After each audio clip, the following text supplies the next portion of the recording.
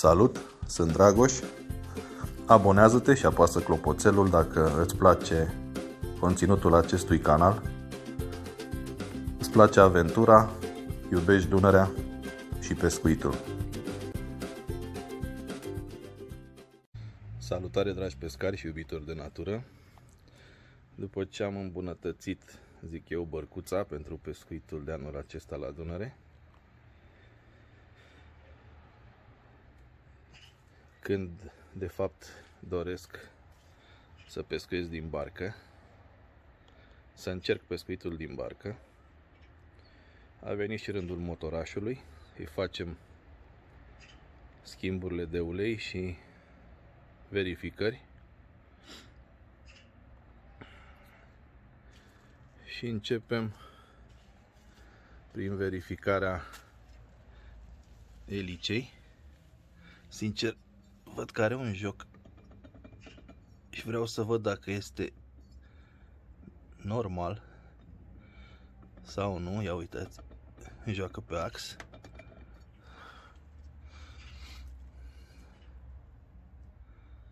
Iar pentru acest lucru, așa cum scrie la carte,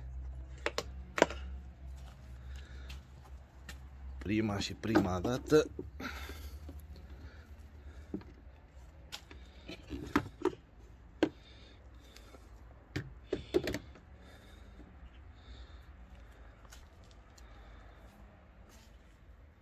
trebuie să scoatem alimentarea bujiei.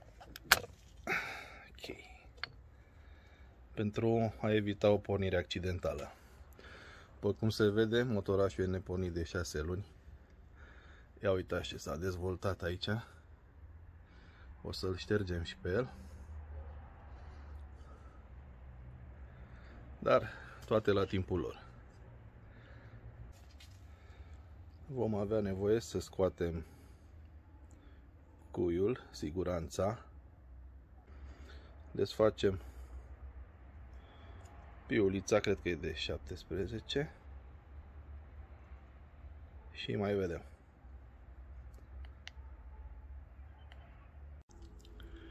Ok. Nu știu cum să fac să și filmez. Scoatem cuiul.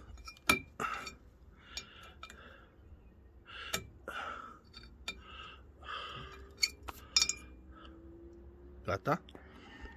Ia uitați-l.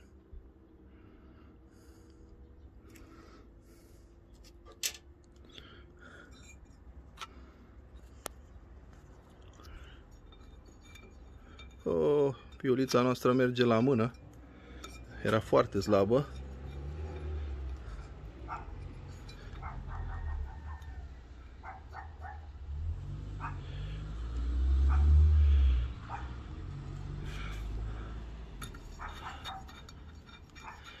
Iată.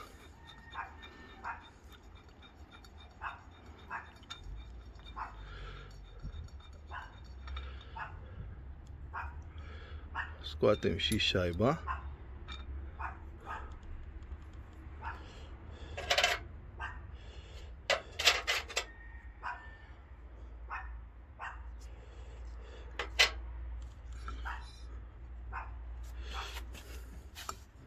Iar acum elicea.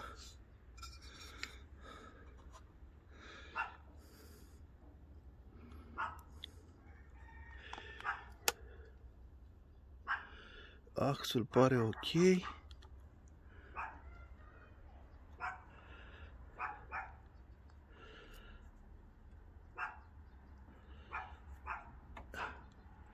În ax nu avem joc.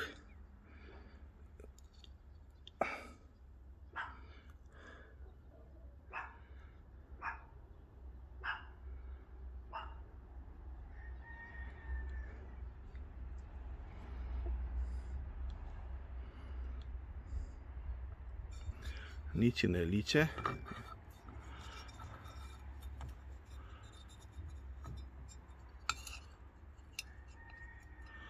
Da, doar că nu era bine strânsă. Se slăbise fiulița din moment ce am desfăcut-o la mână. Ok, lubrifiem și o montăm la loc.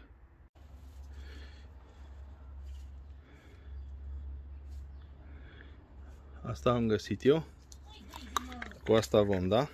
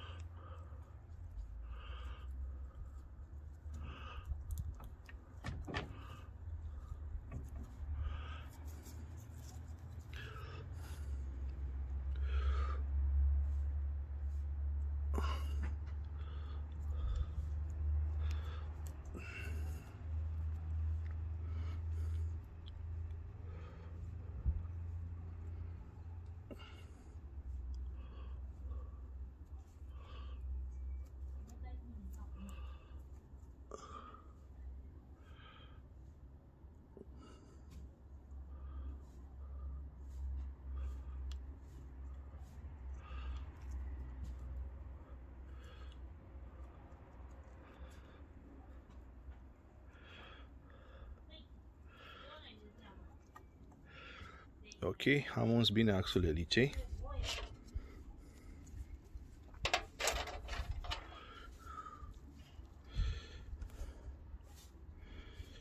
Punem un pic și pe șaibă.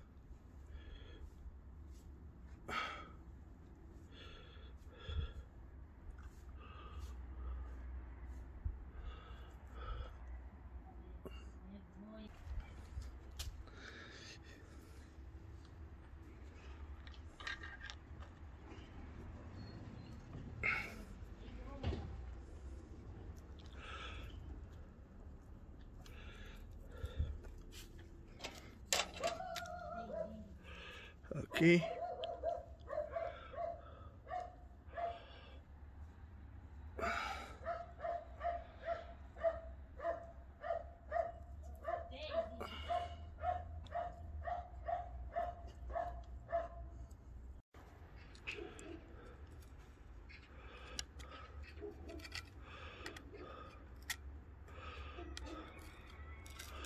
Acum curățăm și vaselina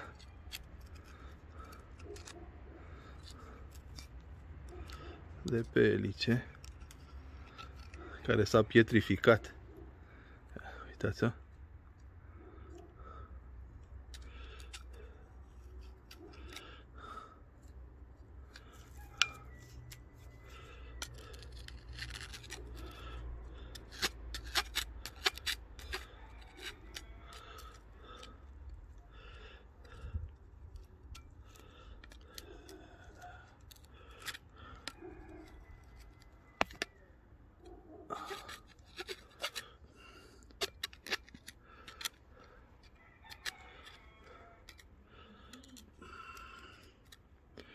Trebuie cu atenție pentru că aici este o bucșă de cauciuc. Să nu o tăiem sau să o rupem.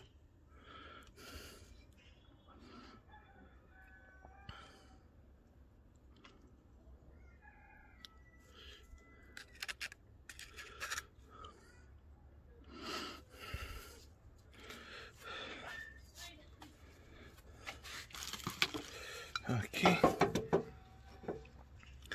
Vom lubrifia și elicea.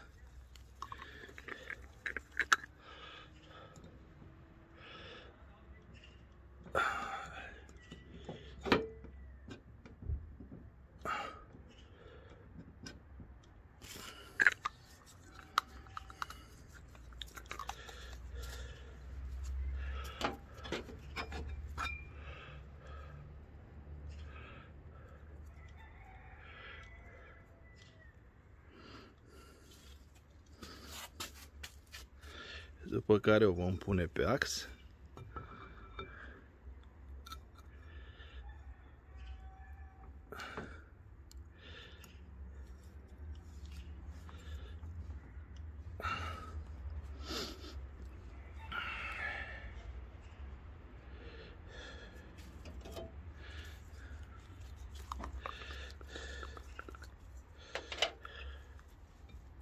Vom mai adăuga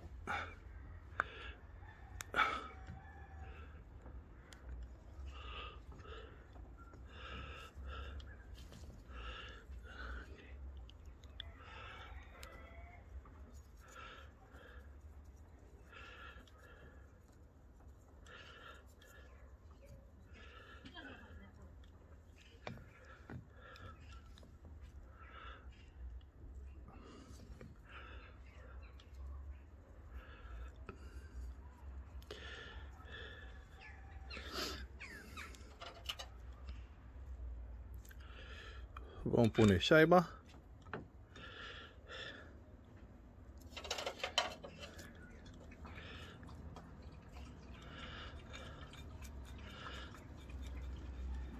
După care piulița. V-am zis, era foarte slabă.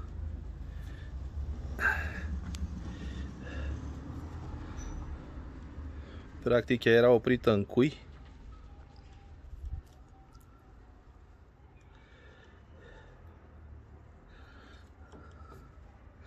Și vom încerca să o strângem.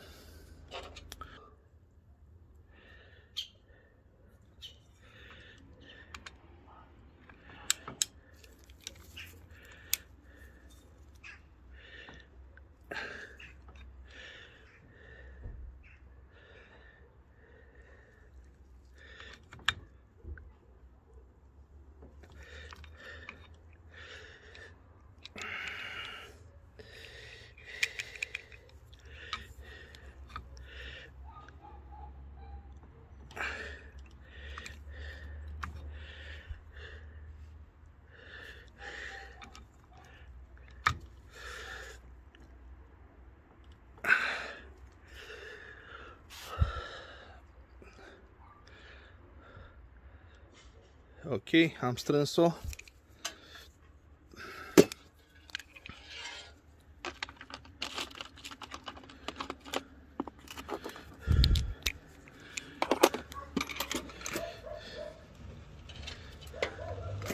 Acum va trebui să băgăm șplintul la loc.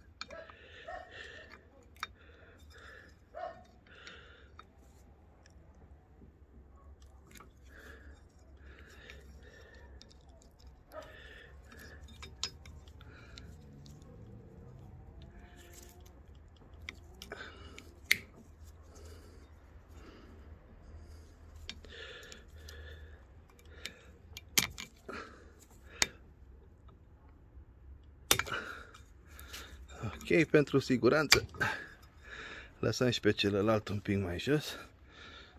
Iar acum elicea noastră este foarte bine strânsă, nu mai are niciun fel de joc și cu asta am terminat. Acum vom schimba uleiul din transmisie. Pentru asta trebuie să desfacem două șuruburi, acesta și acesta.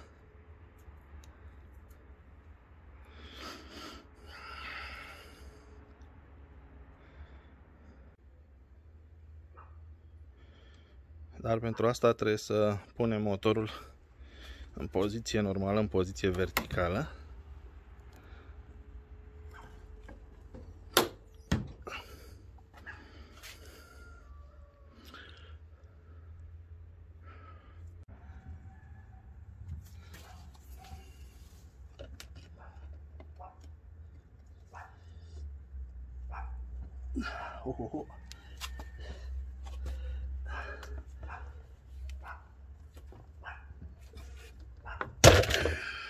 Da. S-a îndoit.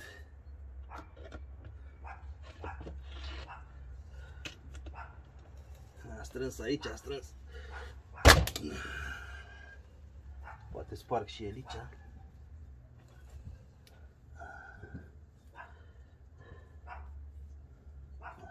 Uite elicea.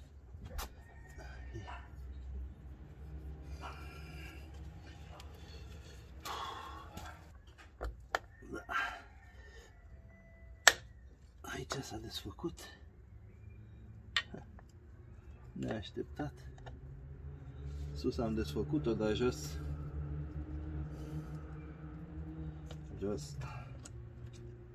e jale.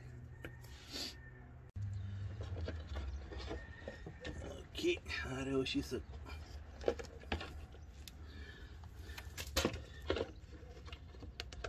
scap șurubul acolo, dar n-are nimic.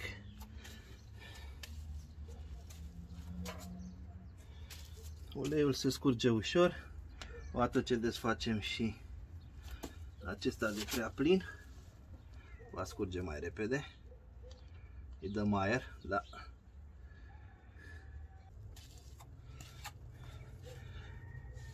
Șurubul are o garnitură de plastic. Să nu uitați să le schimbați.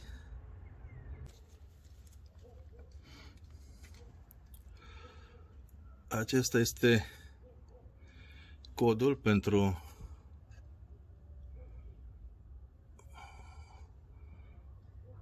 motorul meu, Mercury de 5 cai.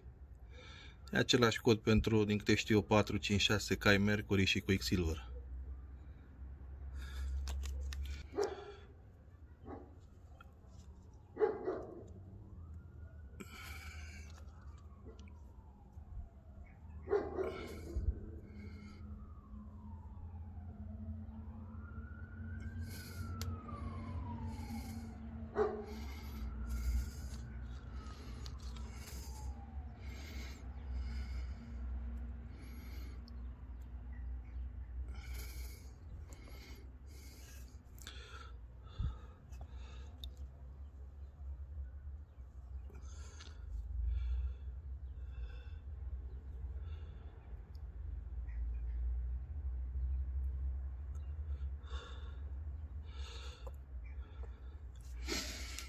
Ok, am schimbat garniturile, lăsăm să se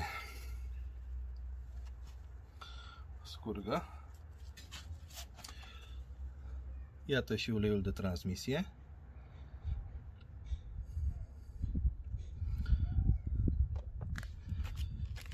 Și iată și pompița cu care îl vom împinge, pentru că vom alimenta transmisia de jos în sus pentru a scoate aerul și pentru a umple cu cantitatea de ulei necesară.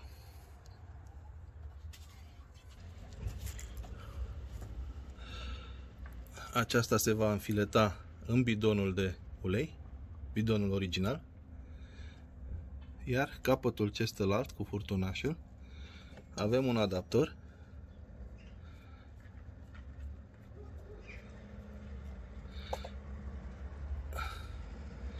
da, care va veni exact partea de jos. Eu îl probez în partea de sus, că e același filet. Da, merge. Merge.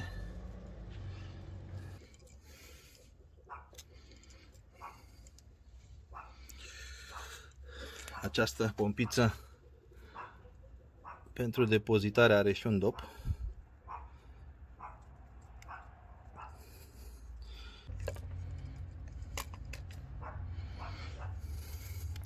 Acesta e uleiul, are un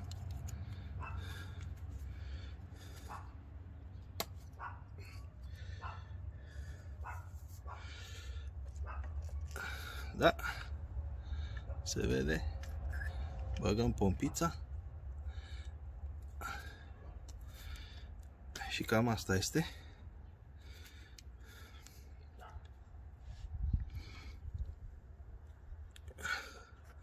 Așteptăm să se scurgă și vom face umplerea.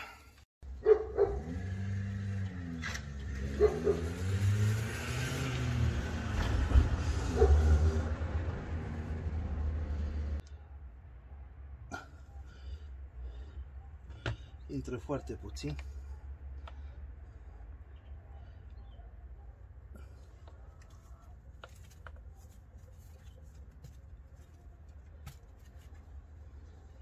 Ok.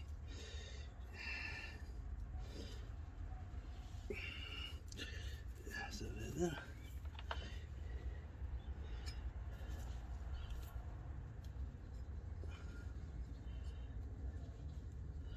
Ok.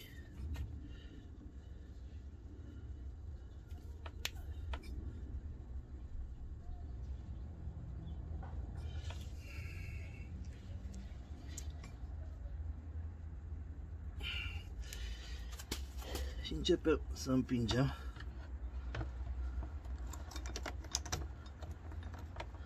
După cum se vede, deja uleiul începe să urce.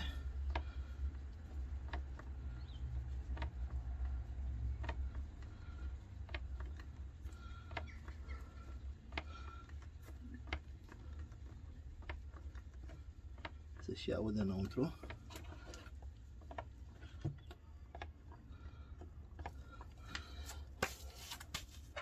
Pregătim și șuruburile.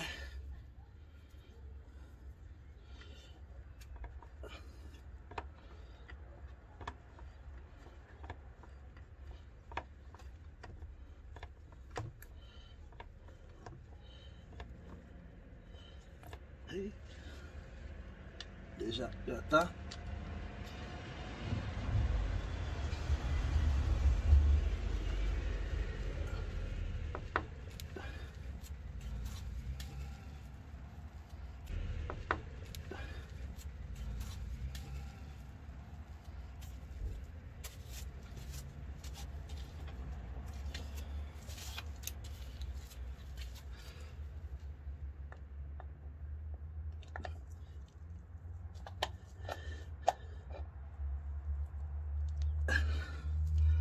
L-am strâns.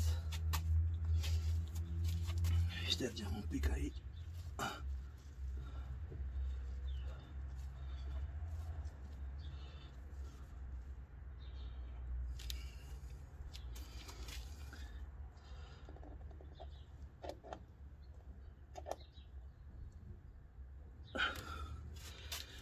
Ok, mai mult nu merge.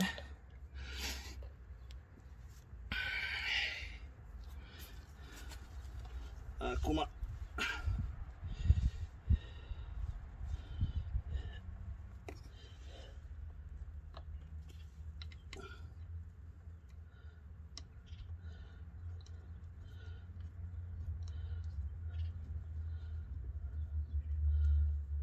ok.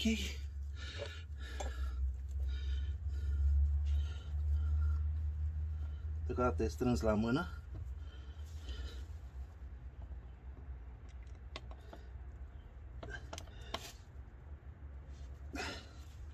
L-am strâns și pe acesta. Nu vreau să-l strâng foarte tare. Eventual voi ridica motorul iarăși cu cizma orizontală. Nu mai vedeți în cadru și mai fac o ultimă verificare. Ok, deci am strâns elicea care avea joc, piulița era complet slăbită. Am schimbat uleiul în cizmă, uleiul de transmisie.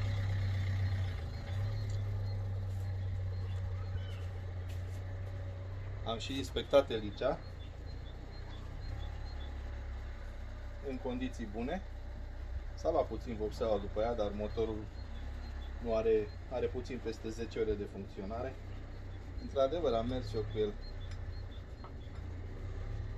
prin nisip, prin mijlocul Dunării, dacă vă vine să credeți. Nu venea să cred. Acum îi vom schimba uleiul din baie, uleiul motorului. Dar pentru asta vreau să-l pornesc.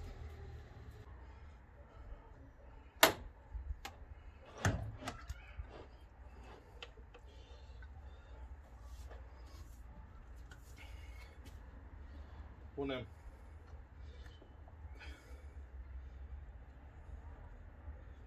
firul la bujie.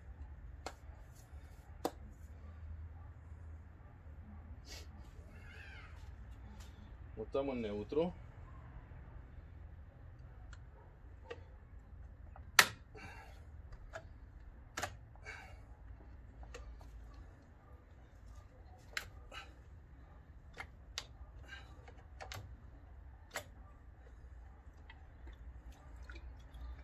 Verificați dacă e neutru când elicea se învârte liber.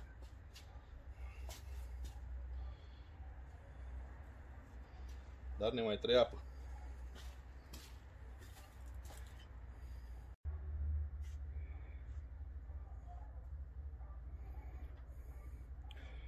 După cum vedeți, talpa pe unde își trage apa deja este submersă. Mă duc să opresc apa acum. Vreau să-l pornesc de pe rezervorul intern, așa că voi da acest comutator pe alimentarea rezervorului din rezervorul intern.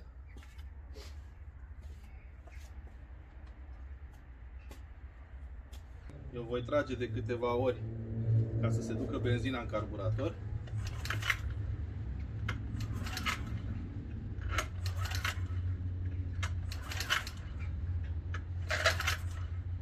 Ok, acum vom trage șocul.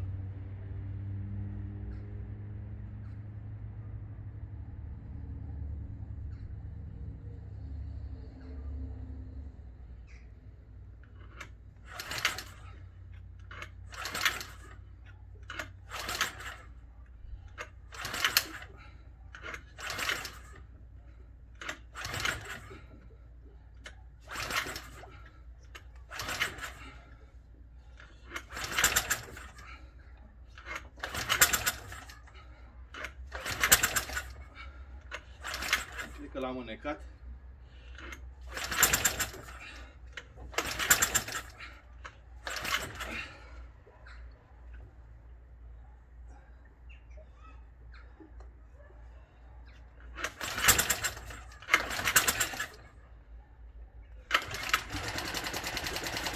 Da, le necasem. Cum am băgat șocul, cum a pornit. Jetul de apă este foarte bun. Nu are rost să schimb elicea, deși o am cumpărat-o. Dar v-am zis, motorul nu are puțin peste 10 ore de funcționare.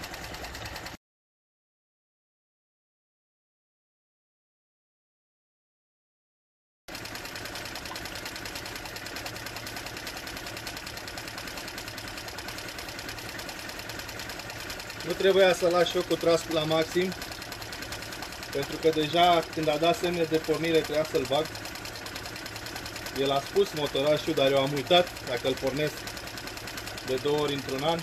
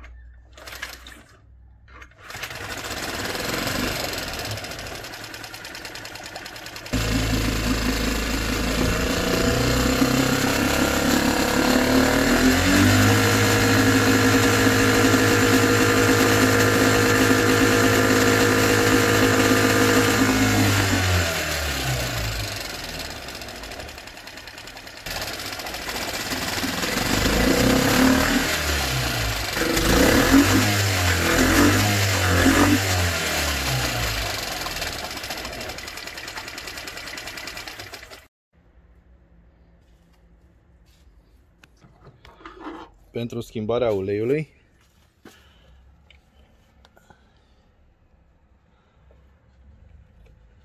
Acesta este bușonul.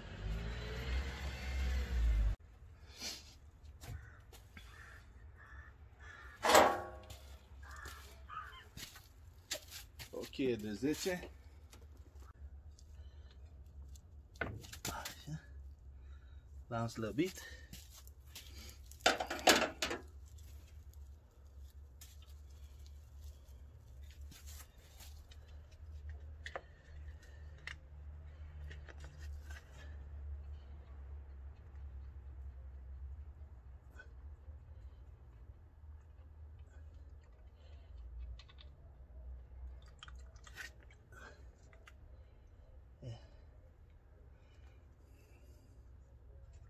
Bine că nu l-am pierdut.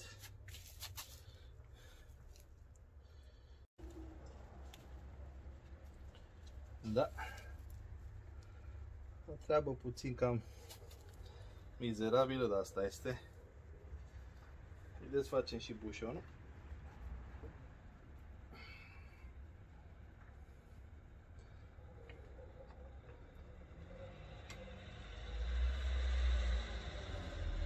Care are și rol de jojă.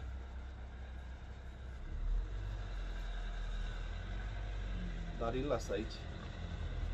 Să nu cadă mizerie ceva în bloc. Iată și uleiul.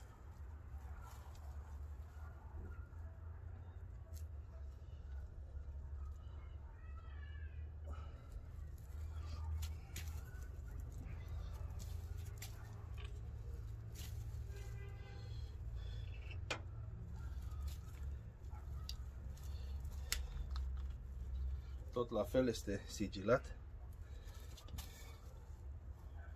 450 de mililitri.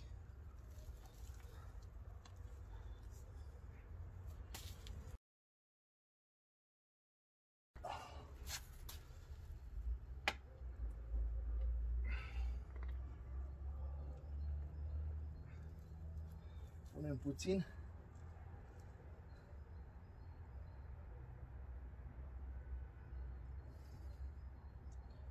Deja se scurge.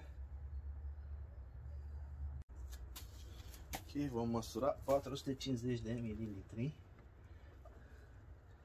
Deja curge ulei curat.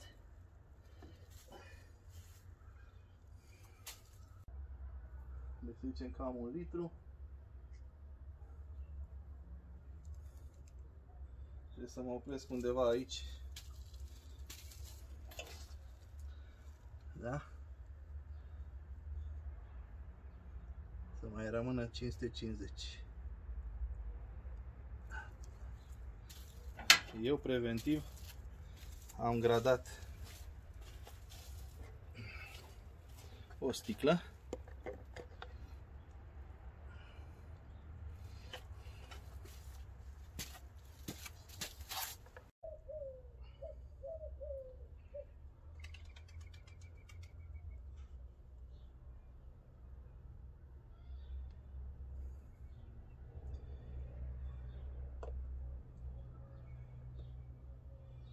Ei, da.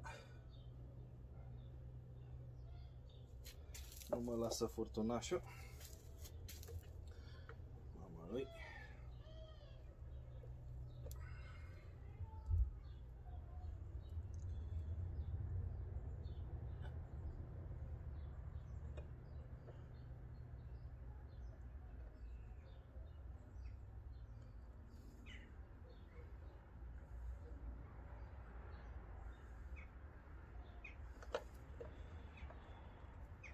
Până la urmă a reușit.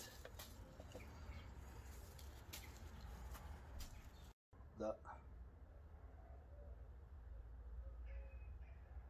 Este la minim. Nu-i mai pun cu nivelul. Îi voi pune direct din bidonaș.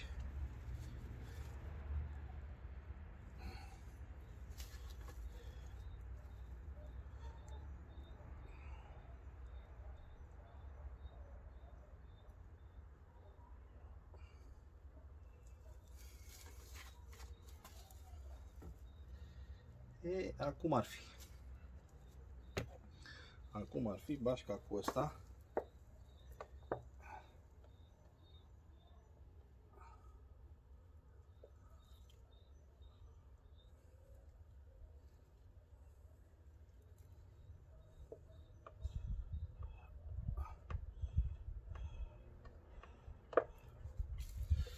A mai rămas un pic și aici.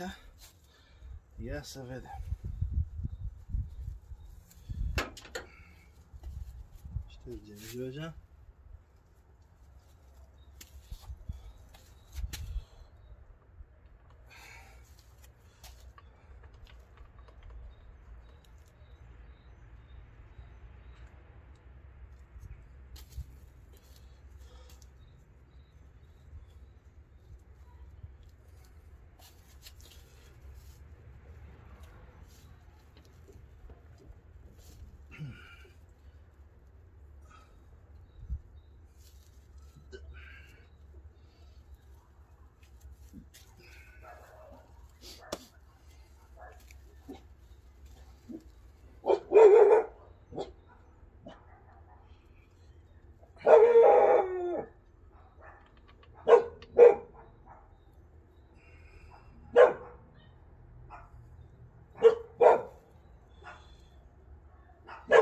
Este la jumate.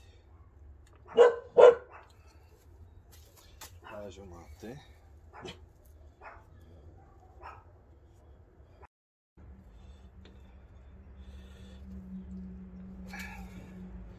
Deci am strâns șurubul, este uscat.